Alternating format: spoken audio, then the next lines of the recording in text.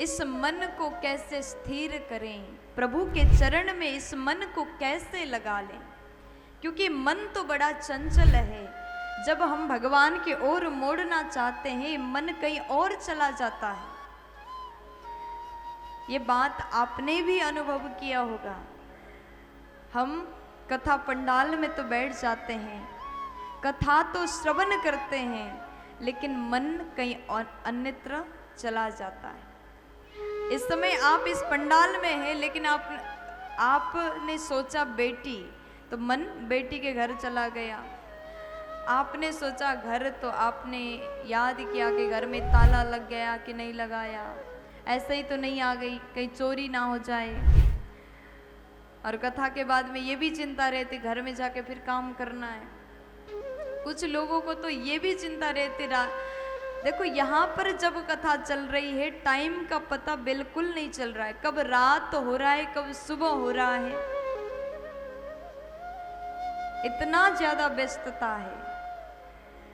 किसी को तो इसी बात से टेंशन की नींद भी पूरी नहीं हो रही। प्यार से बोलो। लेकिन ये मन है, अगर आप इसे बस में करना चाहो तो बिल्कुल कर सकते हैं। इस मन को भगवान से जोड़ने के लिए इस मन के तार को थोड़ा सा संसार से हटा करके प्रभु के चरण में जोड़ना है। बस इतना काम हमने अपने जीवन में कर दिया तो हम मोक्ष की ओर चले जाते हैं। ये मन की गति बड़ा तेज है, आप मन को कभी तृप्त नहीं कर पाओगे।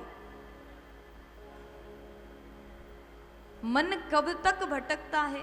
जब तक आपके मन में नई नई इच्छाएं प्रकट होती। आज ये किया, कल दूसरा काम करेंगे, आज मेहनत करके मकान बनाया, इतने से मन नहीं भरा, फिर मेहनत किया, फिर धन कमाया, फिर हमने गाड़ी खरीदी। जो गरीब होते हैं ना, जो बहुत ज्यादा गरीब होते हैं, जिनके घर में आज क्या खाना है उसकी व्यवस्था हो जाता है, और शाम को क्या खाना है उसकी व्यवस्था शाम को ही करते हैं, और दूसरे दिन की तैयारी दूसरे दिन ही करते हैं। गरीब से गरीब व्यक्ति अपने जरूरत को पूरा कर लेते हैं, लेकिन अमीर से अमीर व्यक्ति अपने इच्छाओं को कभी पूर्ण नहीं कर सकते।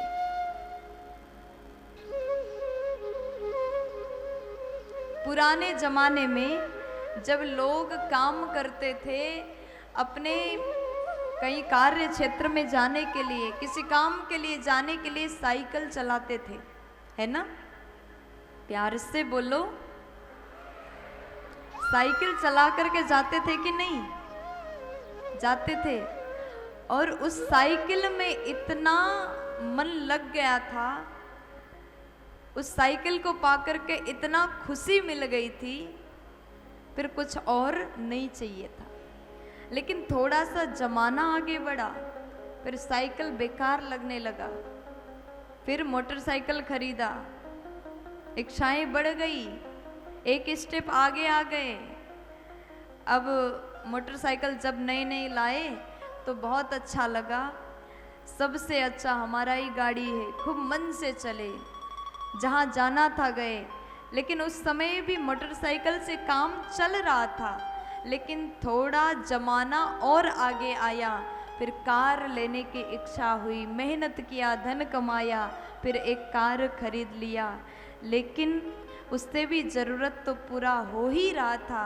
फिर मन होता है अब ये छोटी मोटी गाड़ी नहीं चाहिए, फॉर्च्यूनर चाहिए, इनोवा चाहिए, अब तो थार ही चाहिए। प्यार से बोल दो ना राधे राधे। जैसे नए नए गाड़ियाँ आ गए, बड़े बड़े स्टैंडर्ड के गाड़ियाँ आए, फिर वही चाहिए, चाहे कुछ भी करना पड़े।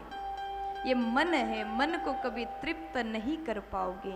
जितना आप मन के हिसाब से चलोगे, जितना आप इस मन के गुलामी करोगे, उतना ही ये मन आपको अपना गुलाम बनाएगा, आपसे कार्य करवाता रहेगा। इससे अच्छा जो आपके पास में है, जितना प्रभु ने आपको कृपा करके दिया उसी को स्वीकार करो, उसी के साथ में, उसी के पास में खुश होकर के रहना सीख जाओ। अगर आपने बस इतना सीख लिया तो जीवन में सदैव आप खुश रह पाओगे। बड़े बड़े राजा हर रोज नया नया कार्य करते थे। इतना धन हमारे पास में हुआ तो अब इतना और जोड़ना है। बगल वाले दूसरे क्षेत्र के राजा के पास में जितना संपदा है उससे दुगना करना है। यही कार्य करते करते बड़े बड़े राजा मर गए, लेकिन अंतिम में अपने इच्छा को अधूरा ही छोड़ करके मर गए। लेकिन दिन भर रिक्शा चला करके शाम को 200 रुपये कमा करके अपने परिवार के साथ में बैठ करके सूखी रोटी खा कर के भी एक रिक्शा वाला अपने परिवार को प्रेम से पाल रहा है। भगवान उसकी जरूरत भी पूर्ण कर रहे हैं।